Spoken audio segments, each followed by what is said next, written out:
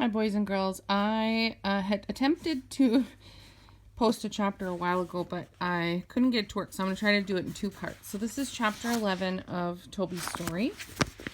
I'm just going to get right into it. I brought the ball back to the man while he and Fran talked. The little kids seemed to be begging him for something, just like my brothers and sisters and I used to beg and whine for milk from my mother when we were hungry. Please, Daddy, can we? Please, let's take Toby, they kept saying. I knew they were talking about me, so I licked their ankles and knees and anything else I could reach. Well, I'll think about it, the man said. That's all I can say. Today's not a good day to decide anything, but I'll give it a lot of thought. My new friends did not stay long after that. Once they had gone, Dorothy came out in her wheelchair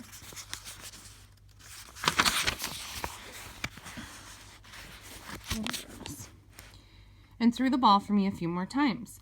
That was fun. It was nice to have so many people who wanted to play. Mona had to leave then. Swimming lesson, she said to me.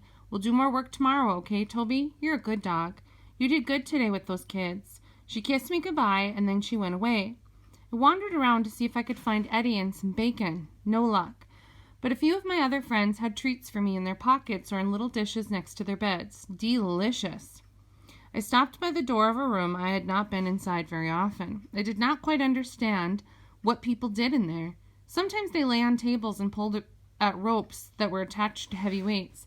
Sometimes they perched on odd machines and turned pedals with their feet. Sometimes they even sat on the floor and moved their arms and legs around. It looked sort of like playing, but as far as I can tell, they were not having any fun. Today I caught a familiar scent as I stood by the door, so I hurried in to investigate. Granddad and Tyler! Granddad was leaning on the bars of his metal cage next to a very strange contraption. There was a long, thin, flat surface, sort of like a table, but only a few inches above the ground. I sniffed at it. It smelled rubbery. Some bars stuck up from one end with handles to hold. I wondered what it was doing there and why Tyler and Granddad were both looking at it. Why do people spend so much time looking at things that they cannot play with or eat? Granddad was frowning. His shoulders were hunched up a little. I recognized what his body was saying. He looked like I felt when Mona wanted me to do training and I would rather play. Tyler was standing nearby. Come on, Granddad, he begged. Was Tyler trying to make Granddad do training? He needed some treats. That would probably help. I've got better things to do than walk and get nowhere, Granddad said gruffly. It's boring. So you're bored for 5 minutes, Tyler said. Please, Mom said you have to. I don't have to do what your mother says, young man. Just 5 minutes. Granddad snorted. 1 minute, that's it. Then you and your mother stop pestering me. He put the walking cage to one side. Tyler took it and moved it away a little bit. Then Granddad stepped up onto the flat, rubbery surface. I was about to leave since no one had any treats or chicken here, but then something remarkable happened. The surface Granddad was standing on started to move. I was so surprised that I barked at it. Tyler laughed a little. Granddad looked down and smiled very briefly. His feet were moving. He was walking, but not going anywhere. This was very strange. I needed to find out more. I jumped on the black surface right behind Granddad. It moved underneath me. I stared down at it in astonishment, and then suddenly I was falling off.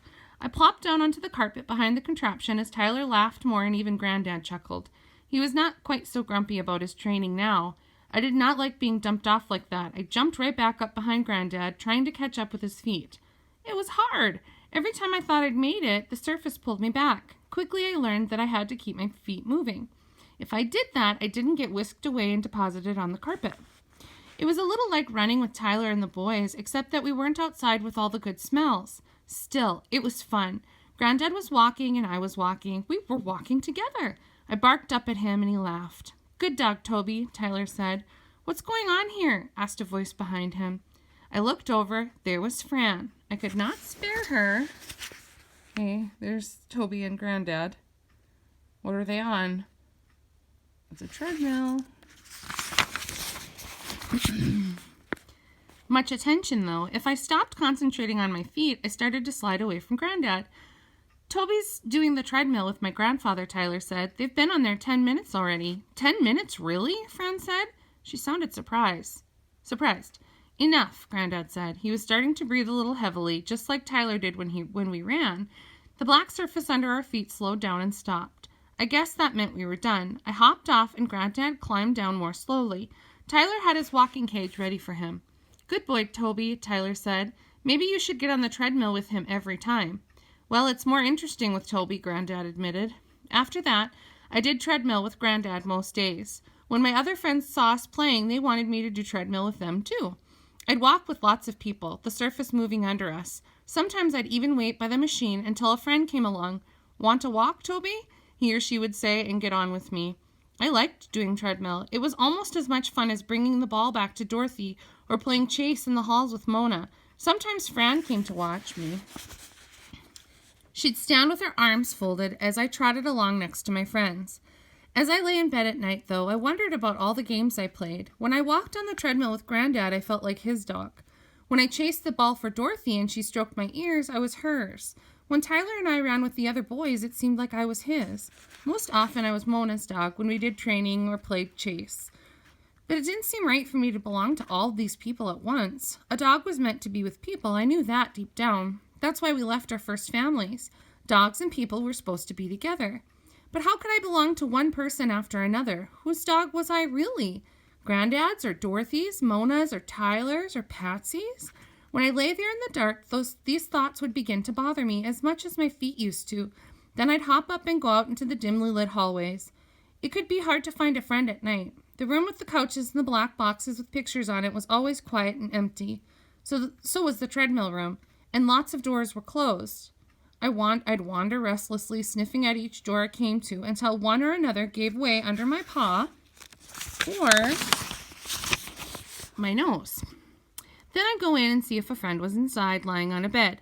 I'd hop up and curl up in a ball near the person's feet, and after a while I'd fall asleep. But sleeping did not make the thoughts go away. Not entirely. Whom did I truly belong to? Most mornings Mona came to find me, but after the day I'd been a good dog for playing with the kids on the lawn, it was Patsy who took me out and brought me my breakfast. Then she called me to come. I trotted at her heels, and we came to a room where Mona was lying on a bed. That was funny. It was my other friends like Granddad and Dorothy who lay on the beds, not usually Mona. I ran up to the bed with my tail wagging. What was going on? I could smell the clean white sheets with their soapy smell, and of course the smell of Mona herself, warm and welcoming and loving.